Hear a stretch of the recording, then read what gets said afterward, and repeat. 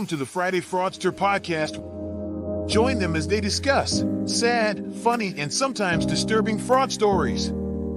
Be sure to catch past episodes on your favorite podcasting platform or go to www.fridayfraudster.com and grab some CPE while you're there.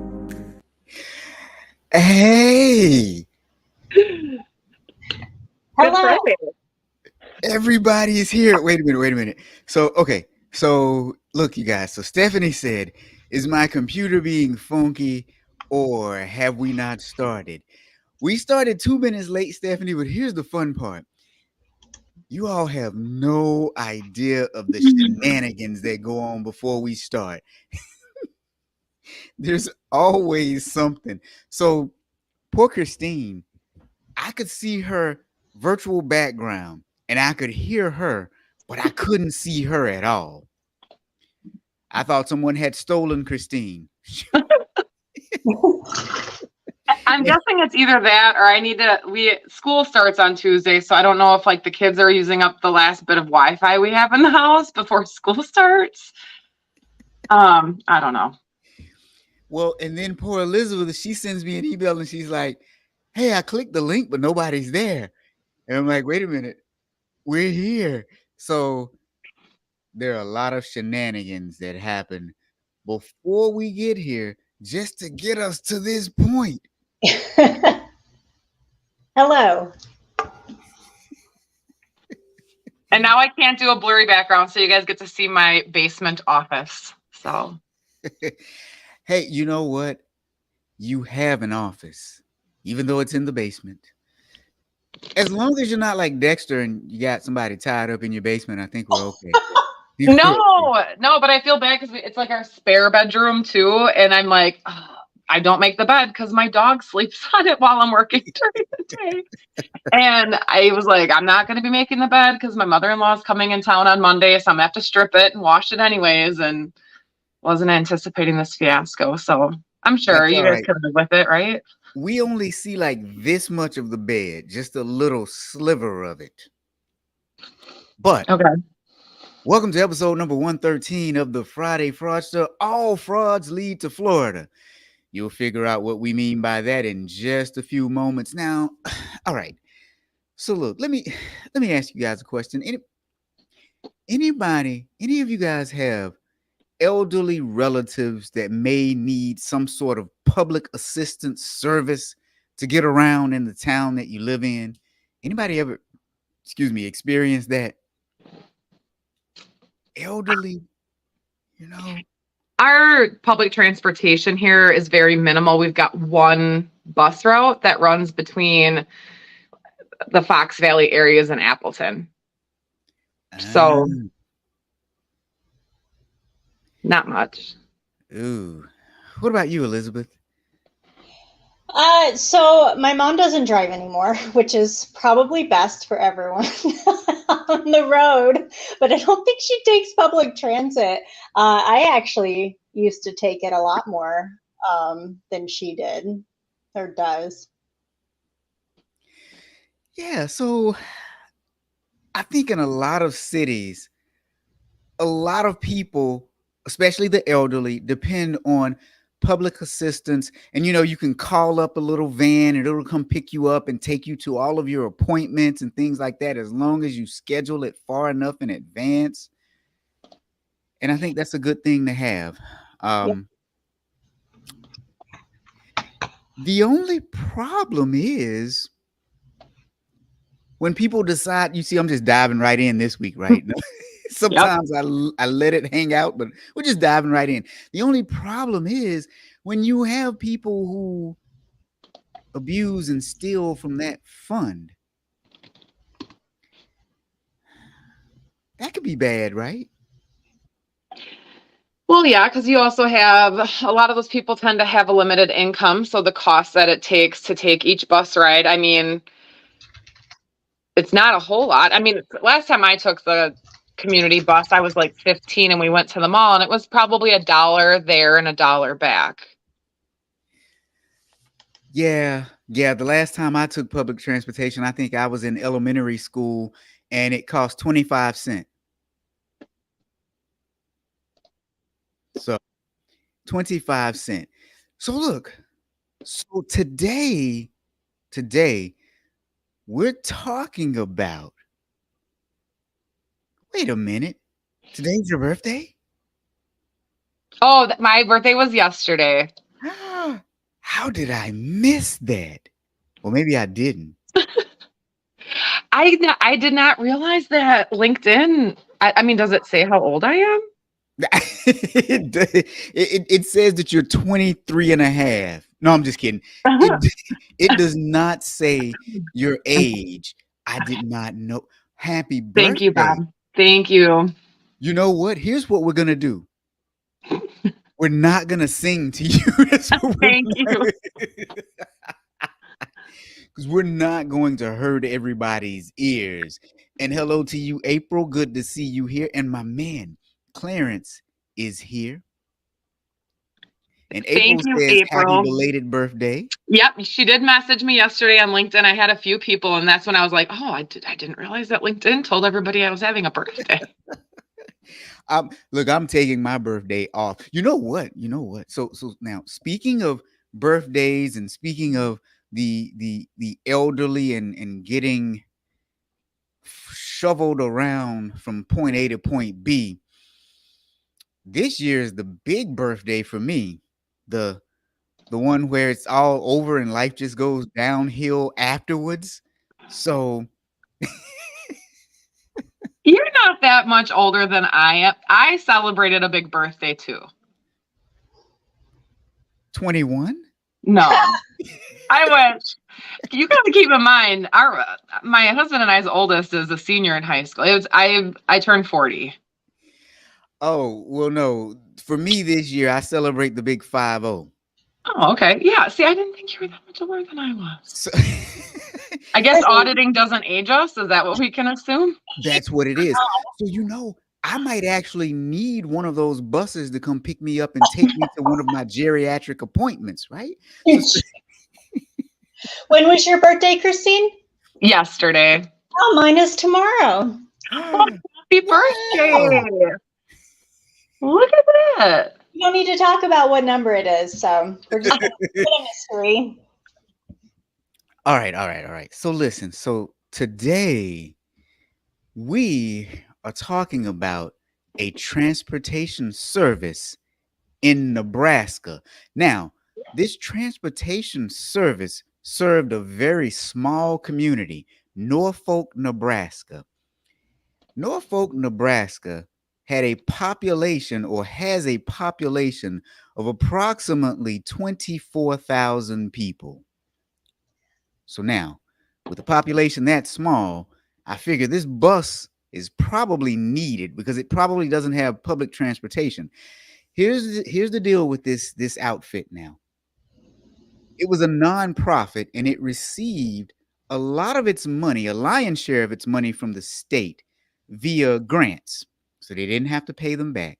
And it received some money from a fund set up by late night talk show host Johnny Carson. I don't know if anybody remember Johnny Carson, but he was the best to ever do it. Jay Leno was pretty good, but nobody can hold a candle to Johnny Carson. Just my biased opinion. But this bus service served this very small town. This town had one manufacturing plant that employed quite a few people, and its public school system had one high school and one elementary school. It had a community college, and that was about it. Now, Benita says she loves Jimmy Fallon. Yeah. No, I'm just kidding. So, Rob, I am a little bit confused about this because I don't know that I've heard of a nonprofit being the public transit. And that, I mean, it looks like it started in the 70s, but like that kind of, I got hung up on that a little bit from the start, reading the story. Like that it's just weird. Yeah, so did I. But they do things different in Nebraska. No, I'm just kidding. No, okay, but seriously, the way that it seems like it has been set up is okay, let me just back up. It's not unusual for states to fund certain things through grants. Right. So essentially, they ran it through a grant, and the grant happened to be given to a nonprofit that applied for it specifically for this purpose. But it could have been, excuse me, a for-profit entity or a company that applied for it, and it would have been the same result. So the fact that it's a nonprofit, I think, matters less. They actually are the ones who got the grant. But because that money came from the state, it gave the state right to audit. So whenever you see a grant from a state, in most of the 50 states, right, there's a right to audit. So the state had a right to audit the funds, especially since I think it said 84% of the funding came from the state. And this was a $4.4 million operation for a town with 24,000 people. Well, and I'm looking at this. This isn't like what I'm thinking of as your bus stop, everything else. It is, they come pick you up to your door. Same day service is $8, $2 for a 24-hour advance reservation, and cost for a one-way out of town ride is $5. That's not bad. You can't Uber for that. Right. Probably don't have Uber. No, it's interesting too. I was trying to figure out the city name. The city name is Norfolk, but Yes. it's North Fork Area Transit, and it's like they And can't it's in Madison County. Is it North Fork or Norfolk? Norfolk. Norfolk? Well, it's both. Yeah, so it's Norfolk, Nebraska, and the bus line, the bus line is North Fork, but it's in Madison County, and it's about 113 miles outside of Omaha. Not confusing. Not confusing at all. And it's a nonprofit that receives funding, about 84% of its funding, from the state. And they do drop you off door to door. Yeah. So now, in case we haven't confused any and everyone enough, remember how I said there was a right to audit clause? So the state actually came in and did said audit. And the state auditor found, well, what they classify as fraud, theft, and payment of a Florida vacation, because all fraud leads to Florida. I think last time I was here, we were talking about Florida. Yeah. Well, here's what's interesting, though. The general manager of the North Fork Area Transit is accused of embezzling $740,000 in less than a year. He really went for it. Go big or go home. No, he went to Mexico. Oh boy, we're gonna tell everybody about that. That's whoa. So listen, here's one thing that he did. He overcharged, he falsified timesheets.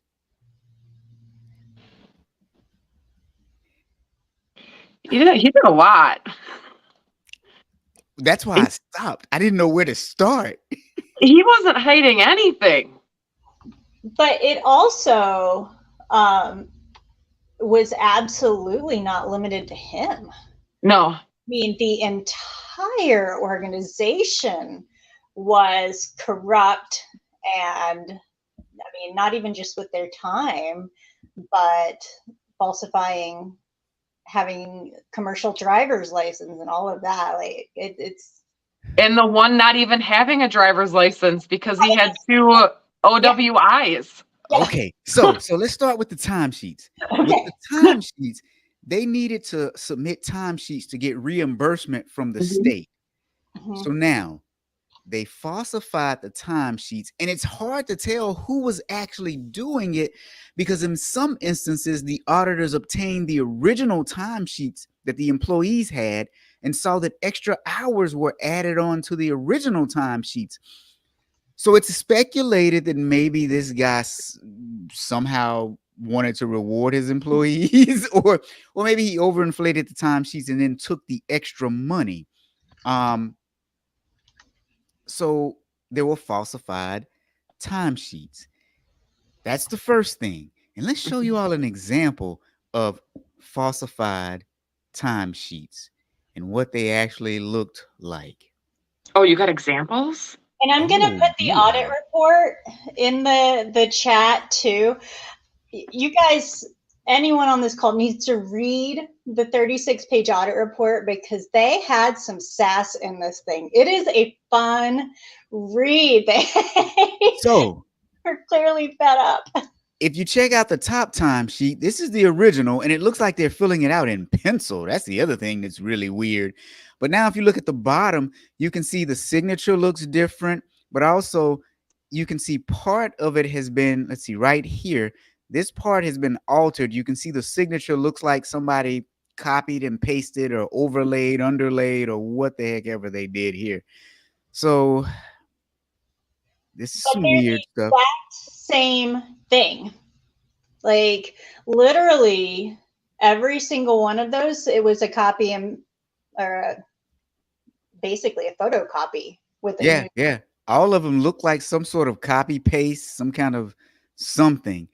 So that's the first thing. He falsified timesheets. The next thing he did was they gave this man a credit card. Now they're saying that he paid for his family's vacation in Florida using the credit card. Not only are they saying it, they provided the receipts. No pun intended.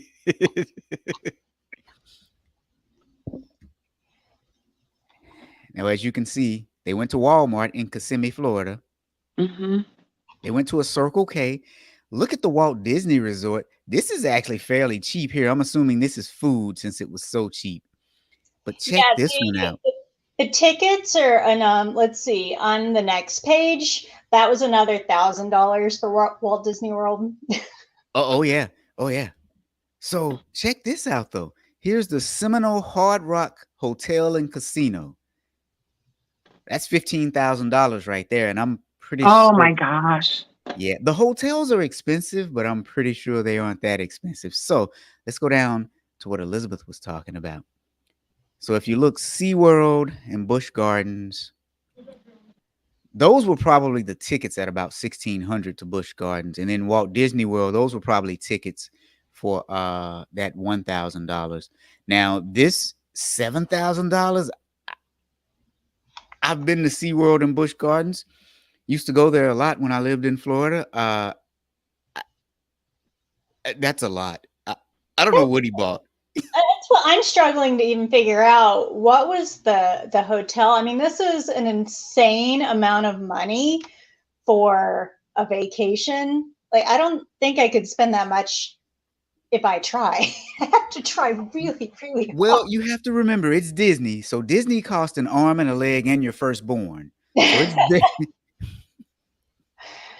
it's very expensive. So, right, but $7,000 for SeaWorld? Yeah. Now that one was a little ridiculous. Yeah. So it was SeaWorld and Busch Gardens. So here's what I'll tell you.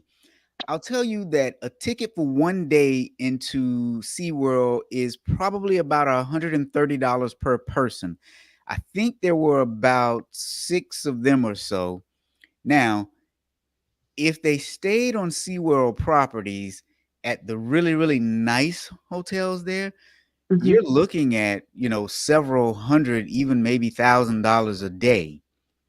But that's why I'm confused, because you have this one. Let's get back to it. You have this one here for SeaWorld. Oh, I see what he did. Okay, never mind. If you look here, oh, wait, no. The Seminole Hard Rock was July 28th. That's the 15,000. And then the Disney Universal Orlando here on the 26th is 5,000. Yeah, and then here on July 19th. So this could be like a week's hotel stay, park admission almost every day. I'm wondering how many people he had there, because we go down to Florida quite a bit. He spent $341 at Giordano's Pizza. It was 7 people because the tickets say 4 over 10 or 10 years and then 3 Okay. under 10. So there were 7 of them, and I think they've got that one picture too. I'm playing catch up. I didn't have the audit report. You guys are too good at finding this stuff. It's a fun one. Go back and read it. I'm just sitting here. I'm like, I finally found him on LinkedIn, and I'm like, oh, well, he's already lying about his position because he put that he was the executive director of transportation. So yeah, so here we go. There's the family. Yep. And everybody at Disney. Not 7. I don't know. And so the other thing, the other thing that they're saying too, though, is, let me see if I can get to it. Oh boy. Oh, I guess, yeah. So they're saying he spent 90 hours at 2 casinos in Iowa and then charged that time as if he was working, but they used the credit card receipts and also camera footage to show that he wasn't working, but he was actually at the casino. So I'm guessing some of those expenses in Florida may have been cash advances, or somehow he found a way to get money in order to gamble. That's what I don't actually understand. They talked about Zelle, wire transfer. I mean, I guess you can do that with a credit card. Is it an advance straight to the casino? Because it seemed like that's what he was doing with his company credit card. You would think. Now I gotta say, hope. Any company corporate credit card should have cash advances restricted. Except that he's the top guy, so he probably set it up. Well, and I've got the news release for when he was hired. So it was him that was hired as the general manager, and then they also hired an operations manager. He was the operations manager was responsible for the operational cost, statistics, trends, that sort of a thing. And so I just don't know how much did he not have that much oversight? Because Jeff was essentially responsible for ensuring safe and reliable transportation service, employee oversight, management of assets, and financial performance. He was over everything. Now, let's go to our audience real quick, and then we'll come back and talk about something else. I think this is April saying, when I worked for an auditor doing nonprofit work, the owner was putting grant funds into a personal account and falsifying docs using personal trips and vacations. Yeah, grants.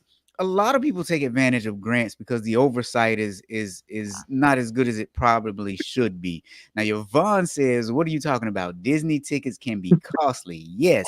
And Yvonne also says they are not fat, so why are they eating so much? Where's the food going? And I think this is April again. I lost track here. She says, I've seen false docs submitted to a bank that showed the mouse cursor. What? Wait a minute, what? Oh, now Bob cleared up the name for us. Yeah. Bob said the settlers proclaimed North Fork to be their permanent post office address, named after the river, but suggested Norfolk as the name because it was the simplest compounding of North and Fork. Postal authorities, thinking the word had been misspelled, changed it to Norfolk. Okay. Oh, okay. You see how much we learn when we collectively put our heads together? Well, my first question that I have with this is, you would think somebody in accounting would speak up. But like you said, he did this in a very short amount of time, less than a year. Yeah, but Did nobody they? in accounting, that's where we were going next. Nobody in accounting could speak up because he was doing the books too. And apparently he fudged the books. But he didn't just fudge them for himself. I mean, he massively, or everyone massively overcharged their time. They had some statistics on how many consecutive hours they worked. And I think, well, the highest one was 92 hours. Yeah. Somebody worked 92 hours. But it was so many employees. And I assume that those employees were getting paid that extra money if it was going through payroll. I can't be positive, but it seems like it was everyone. So here's one thing that he was doing. According to the news reports, the accounting records were distorted and misleading to disguise financial impropriety. One tactic was to write a check to a vendor and then never mail the check, but to use the obtained reimbursement from the state and other funders of the nonprofit for a multitude of different things. So they had a lot of unmailed checks that they found. So with nonprofit operations and with grant operations, you spend the money and then you ask for a reimbursement. So basically they showed in their financial statements that they had written checks, and they had written checks. They just hadn't sent them out. So when they got the money, they used that money for fraudulent purposes. And so either he was cooking the books himself or there was collusion, which that's my speculation, is that there was collusion. Right.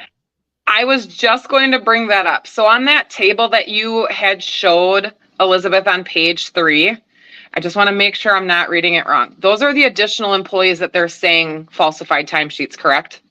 Right. It was a lot of employees, and there's even more further down. So Janine Donnerman, second from the bottom, she was the executive director from 2015 until she ended up going to a different role as the transit manager, and that's why they ended up hiring Jeff. It's making me wonder if this was going on well before he even came in. Right. Because you can't sit here and tell me that he got hired, in February 2022, and all of a sudden these people are like, yeah, we can do this. Right. That doesn't make any sense that he just suddenly corrupted an entire organization. I don't think it happens that fast. Oh boy. Now this is good stuff. Now, the auditors were saying that the timesheets contained extraordinary and unreasonable hours worked. For example, one driver claimed to have worked 53 hours straight.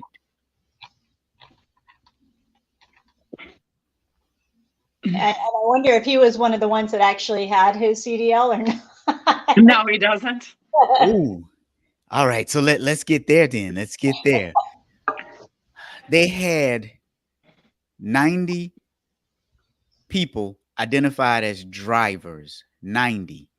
Only 29 of the 90 had valid CDL, commercial driver's licenses, or even learner's permits. One driver didn't have a driver's license at all, and 2 of them had DUI convictions.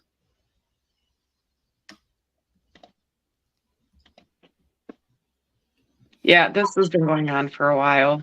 I just can't even imagine a organization like this has somebody driving seniors and likely other vulnerable people around with a suspended license and 2 DUI convictions. Like it's just abhorrent. Yeah. So here's the one driver's license that had been revoked or suspended. You can see in the left middle hand where it says reason suspended indefinitely, 7/11 of 2022. There's another. Whoa, man.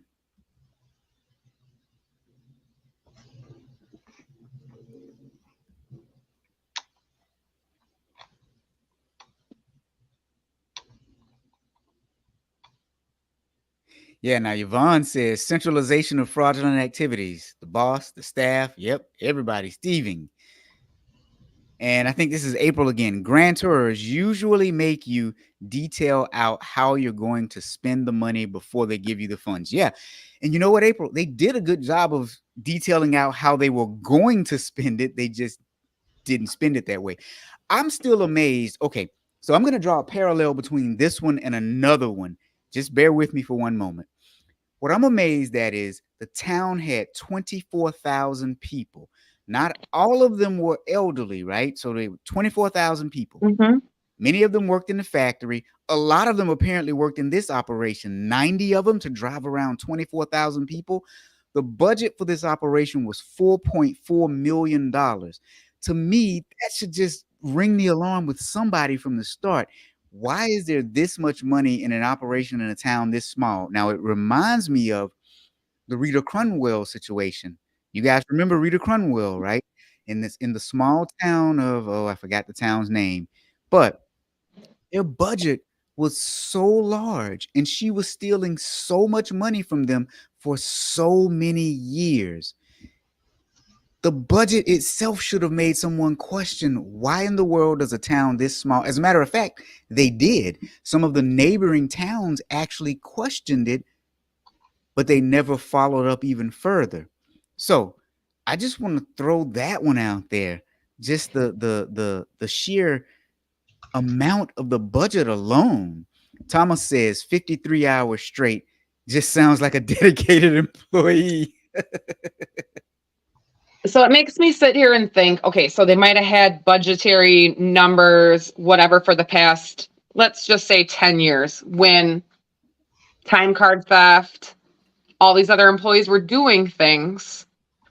Nobody got any alarms raised. And then here he comes in, and instead of just doing time card theft, there's $1 million gone in less than a year. That's what's making me sit here and think that this has been going on for a while with that many employees. Nobody thought anything of it because the money was being used, but not in a significant amount. There weren't employees that were complaining about anything. Nobody was sounding any alarms. And then he gets hired, sees this is going on, and goes, well, why not me? I can take this up a notch. Oh, let's hear it. Let's hear it. Let's go. Take it up. Oh, no, I was saying that's what he was saying. He came in and he was like, Okay. Now, since we're here, I'm glad you brought us to this point, Christine. And I'm glad you said that he's taking it up a notch, Elizabeth, because I think Christine might be on to something. Let's just take a look. Let's see if I can get us to the side here. There we go. So here's a listing of the payroll register for various employees, and then the timesheet hours. Look at the variances between what they said on the timesheet and what the actual payroll records were.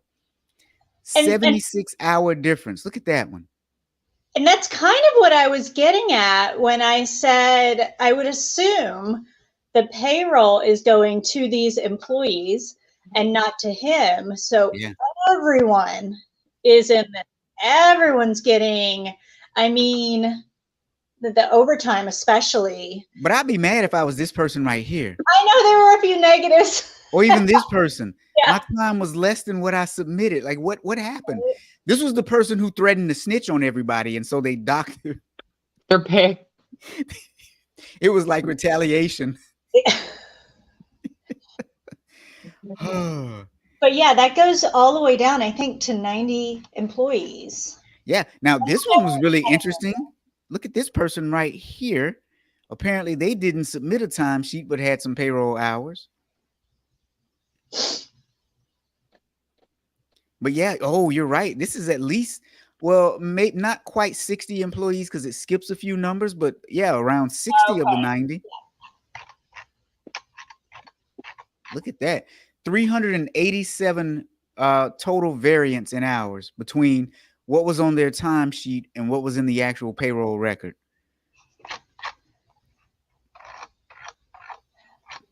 Well, and that's, if you scroll up a little bit, I think that's just overtime.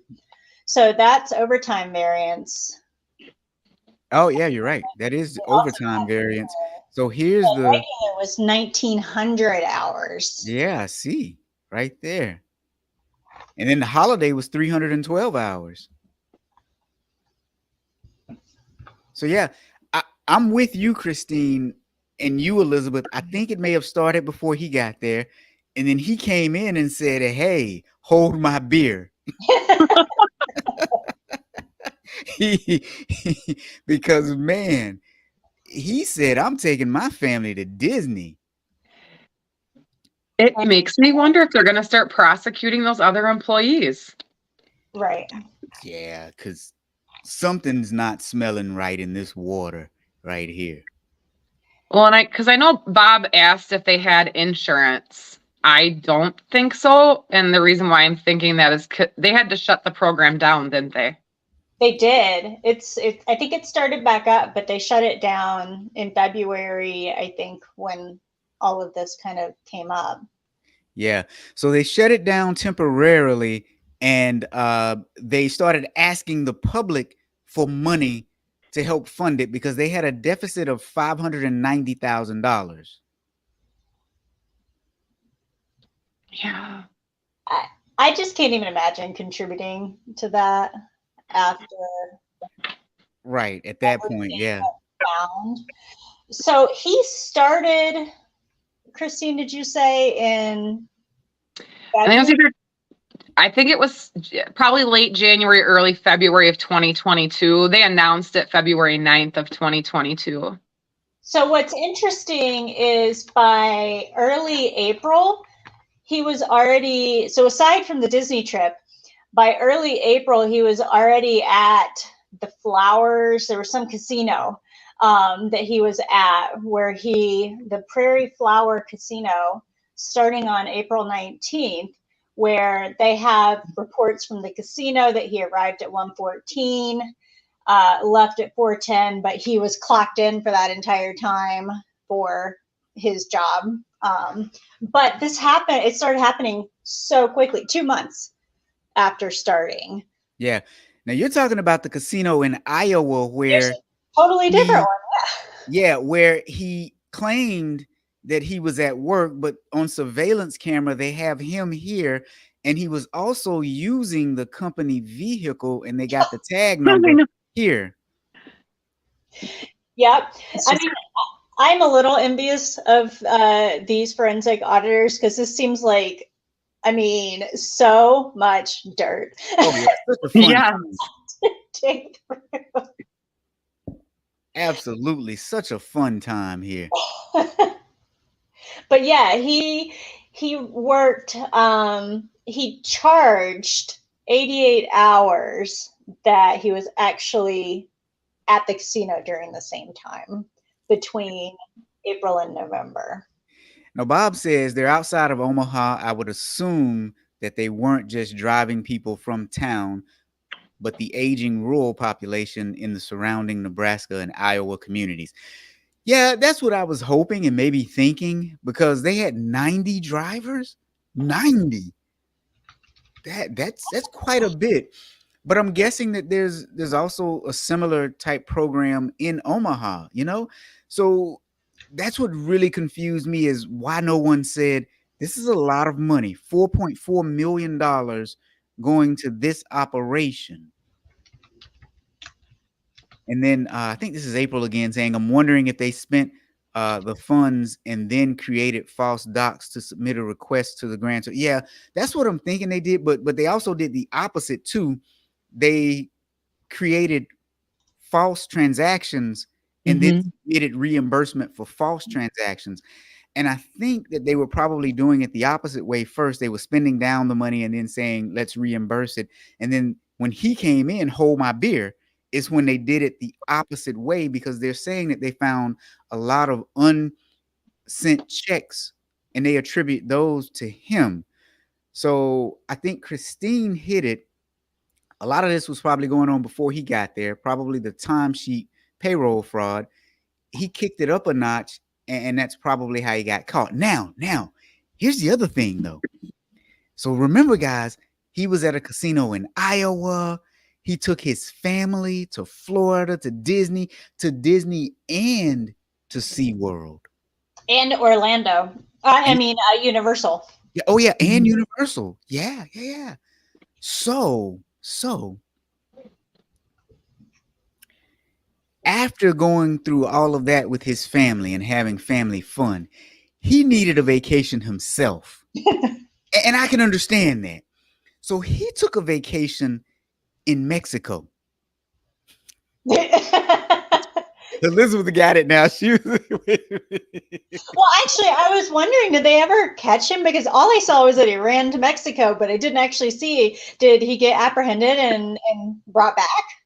Yes. They He caught gave him himself at the up. Texas-Mexico border. Okay. I found his wanted poster. Oh, What? see, you find the best things. It's just different things.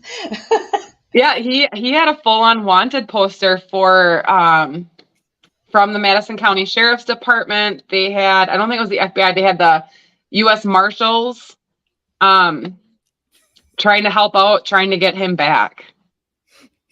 Now, Stephanie, that is just wrong. Stephanie said maybe he hired the elderly to get him to the front of the lines at Disney. At Universal. At Universal and at Disney. Yeah. Oh my goodness. Oh. I can say something. I don't want it to come across mean, but it probably will. So being creeping on his LinkedIn page, I saw that he, some people have those like good feeling quotes that you want to push out there to share with everybody, which I love reading those, don't get me wrong. But he posted one that said, good things never come from comfort zones. If we want success, we must get comfortable being uncomfortable. I have a feeling that's going to come in handy real fast soon. Hopefully. And the thing is, so you know how sometimes we try to figure out, okay, what could be the motivating factor? My guess is he's got this whole family, 4 kids, him and his wife. Mm-hmm. And they not been on vacations, and they felt like they just wanted to do something after the pandemic and after all this other stuff. And my guess is they were probably already in the hole as a family, because I imagine they didn't get paid for a year during the pandemic. And anyway, so I do wonder if she knew, his wife knew, because it's kind of another level of dumb to post pictures on your social media when you're, embezzling the money from your new employer. Let me tell you, they went to Universal, they went to Disney, and they went to SeaWorld. She knew. But we hear so many of those stories too, where the spouse was taking money, and I think they just turn the other cheek. If I don't ask questions, if I don't know about it, then that doesn't fall on me. Well, and the one reason I do kind of wonder is because it seems like I think it's her. They blocked out her face in the report, and usually if somebody, and maybe it's just because if she hasn't been charged with any crimes yet, but often they do that for an innocent party. But I mean, like you said, I would, if she didn't know, she was definitely turning a blind eye to I don't want to know. Okay. So April says, I think she knew. But let me just tell you something else, though. Let me see if I can pull something up really, really quickly, because when we looked at those receipts, right, it said $7,000 on one charge to Disney. Now, what that makes me think is they stayed on Disney property, because you didn't see any other hotel charges. You did see some food charges. Staying on Disney property will break you. And I just want to show you what I mean by that. Let me just give you some examples right here, my friends. Okay. Oh, wait a minute. I didn't mean to take you guys off the screen. I still need you all here with me, but I do like the side view better. Here we go. So I just pulled up from September 4th through September 10th. Here's the Disney Caribbean Beach Resort, $234 a night. That's on a discount. The average is 313. That's the average, which means when you click on this, it's going to be double that, right? Because they always bait you in. Here's Disney Art of Animation Resort, which is an older one, 222 a night. This is 282. This is 282 for the French Quarter. Here's 417 for the Saratoga Springs, and that's a really nice place. Here's 610 for the Jumbo House. Here's the Yacht Club, which is 500. Now, mind you, this does not include your meals or your airfare. This is just hotel for one night. Food on Disney property is going to run you an arm and a leg. It's going to cost you about, for the family of what, 6 of them, it's going to cost them about $600-700 each time they go out. It's about $100 a person on a Disney property. So yeah. Now my man KDJ is saying, who knew? She knew. I just don't see how she wouldn't. I mean, I still am a little bit stuck on how did they spend money at so many places at the same time? Like $5,000 at Universal, $15,000 at Hard Rock, and what was the other one? The SeaWorld Busch Gardens, another $7,500. Like, yeah, maybe they were gambling at Hard Rock, but it's just. My guess is the credit card settlement dates. So, okay, I see what you're saying. Let's dig in and really, there it is again. Sorry, you all. Trying to get that side view that I like. There we go. Okay, so look, I get what you're saying, but if you look here, so here is probably the settle date for the hotel. That was on July the 26th. So they probably stayed from, if you look, it started the 23rd at a Walmart. So they probably got there a few days before the 23rd and ate on property, which was charged to the room, which is included in this 5,000. So they checked out on the 26th here of this hotel. Then the 27th, 28th, 29th, here you are, you see that they're at the Hard Rock. So my guess is they checked into the Hard Rock around the 27th, 28th. That is an expensive stay, each one of those. Like, it is. Yeah. Oh, yeah. Here's what's even more interesting, though. Apparently, they were there in June because there's Busch Gardens in June. I think those were all him buying the tickets well ahead of time. Probably. Yeah, because I think that's what it says Walt Disney World tickets. But then look at SeaWorld Busch Gardens. That's $7,000 on the 19th. So you got the 19th, then you come back up and you have the 26th. So he went from Universal to Disney and then to the Hard Rock. That's got to be casino charges. Yeah, I think so. I don't know. Can you charge stuff to your room to gamble with? Well, that's what I was saying. It said that he had Zelle transfers, so wire transfers, using his credit card directly to the casinos. So I wouldn't have even known that was a thing, and it shouldn't be a thing for company cards. But yeah, clearly he was somehow able to access credit card money as cash, essentially, at the casinos. Yeah. And that's very, very strange. Like, very strange. Whew. Man. But they got him because he fled to Mexico and they caught him on the Mexican-Texas border. Mm-hmm. And what I didn't understand, though, was he trying to get back into the States when they eventually caught him? Like, what happened? Most likely he went to Mexico without a plan and needed to come back anyway. Because how else are you going to work? How are you going to get money?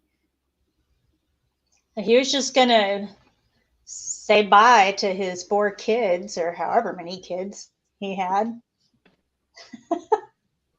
Yeah. It's kind of sad. Yeah, it says he fled to Mexico before turning himself in last month at the Texas-U.S. border. I mean, he's currently sitting in Madison County Jail. Ah. He's on their current inmate roster as of today. Oh wow. You're flying. It cracked me up. But I don't find the good stuff. Like, for some reason, I couldn't find that audit report. But I'm like, oh, I know he's sitting in jail. You guys got all the good numbers and stuff. And it still goes back to, you have to wonder, what is the motivation? Because I mean, did he use any of it to pay like the mortgage or any of the necessities? I don't know. I know Bob was asking where he worked prior to this. It looks like he moved around quite a bit. So he had a job for just over a year as a general manager for a school service out of Boise, Idaho. Then a year and 2 months before that, he was in Spokane, Washington. It just said doing what I love. Don't know where he was before that. It doesn't give me the city. And I tried looking up the company. 2 years, 2 months. And then before that, for 8 years, he was working for the city of Brownsville in Texas as a facility and fleet maintenance manager. Very interesting. So he's been doing the same thing. There's your insider information. Wow. Well, there you have it, folks. Episode 113 of the Friday Fraudster. All roads lead to Florida. All frauds. All fraud. Sorry. All fraud. Oh boy. Man, Hal missed a good one today. He's our Florida man. Hopefully he still has power and all the utilities. Oh yeah, he's doing fine. That thing is rolled through Florida now. It's in what did it? I don't think it's made it back out to the ocean yet, but yesterday or a few days ago, it was already in Georgia and South Carolina. It looks like it should be out in the Atlantic Ocean by now, based on the map that I just looked at. Yeah. So if I'm wrong, don't hate on me. I'm trusting a lot in Google right now. I think Google can be trusted nowadays. They know everything. I sneezed this morning and my Google device said "bless you," so they.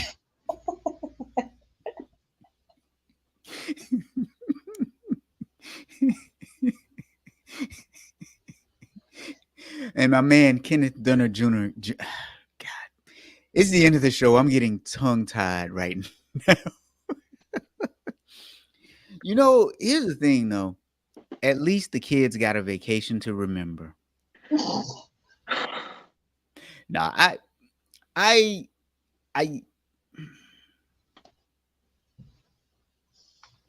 really do feel bad for everyone.